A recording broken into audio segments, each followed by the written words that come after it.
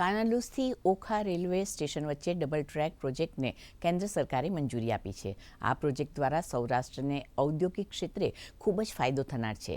રૂપિયા 1457 કરોડના ખર્ચે 159 કિલોમીટર લાંબો ડબલ લાઇન પ્રોજેક્ટ તૈયાર થશે.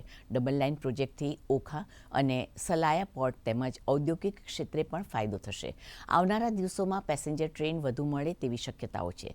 હાલમાં રાજકોટથી કાનાલુસ રેલવે સ્ટેશન વચ્ચે ડબલ ટ્રેકની કામગીરી ચાલી રહી છે. ડબલ લાઇન પ્રોજેક્ટથી 12 સ્ટેશનોને મોડિફિकेशनની અત્યાધુનિક બનાવવામાં આવશે. प्रधानमंत्री जी श्री नरेंद्र मोदी जी की अध्यक्षता में कल मंत्रिमंडलीय बैठक में कालानूस ओखा डबल लाइन प्रोजेक्ट को मंजूरी दी है। ये प्रोजेक्ट 1457 करोड़ का है और इसमें 159 किलोमीटर का ट्रैक है और इसमें मेजर 7 ब्रिज का निर्माण होगा और 143 माइनर ब्रिज और इनमें कुल 12 स्टेशनों का विकास किया जाएगा।